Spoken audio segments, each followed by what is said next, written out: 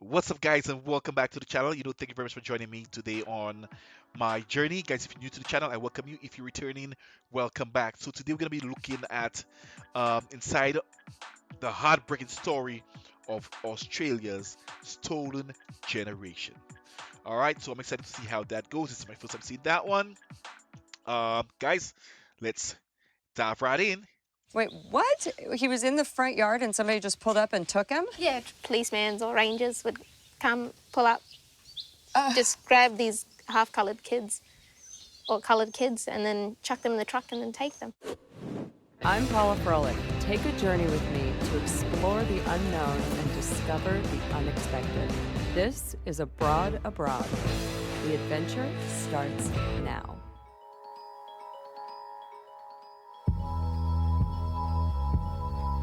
Like many countries formed under colonialism, Australia has a pretty horrible track record of mistreating its Indigenous people, the Aboriginals and Torres Strait Islanders, many of whom have become known as the Stolen Generation. Stolen Why do they generation. call it the Stolen Generation? Because there was a whole generation of kids that was taken from their homes. Basically, you either had to be black or white. You couldn't be brown or in the middle. Oh, So they would consider you in the middle and you would have been... Taken.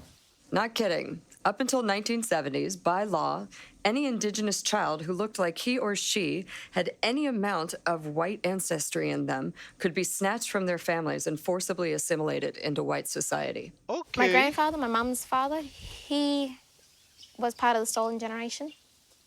He was really young, taken out. How old was he? Maybe a year old when he was taken. Oh, wow. So he never knew his real family.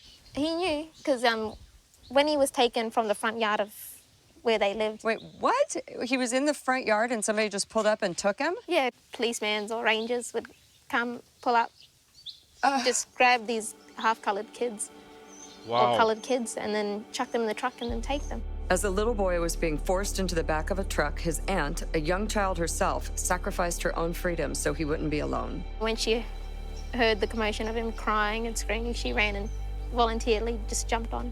Light-skinned children were often adopted by European families, while darker-skinned children, like Deanne's grandfather, were sent to missionary camps. Oh. Most of the missions were based on islands, so And they'd take you, send you away, let you grow up there in a mission and learn about, the Catholic side the of Catholic, it. the And, culture.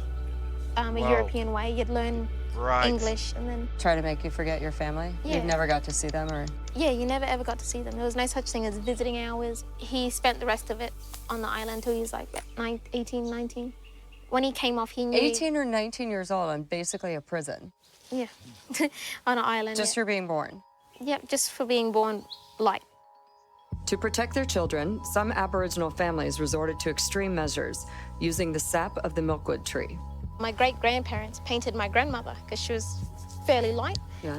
Painted her all black, put the sap on her, hid her in the billabongs, creeks, rivers, and they never found her. So they did that so that they wouldn't take her and put her in the schools? Yeah, so it was a whole generation that was stolen away. Oh. But lucky for the tree and the paint, my grandmother wasn't, so... Wow. Deanne's grandmother dyed her skin until her 20s, and she was one of the lucky ones. It's believed that over 50,000 children were stolen between the 1860s and the 1970s, over 100 years later, when the laws were finally changed. But the ones who were taken have suffered ever since. With no identity, family, or bonds, many now suffer from homelessness, alcoholism, and other issues. Thank you for sharing your story. That was really powerful and amazing. And your grandparents sound really wonderful and strong. I don't know how my grandparents would have reacted. It's good to share.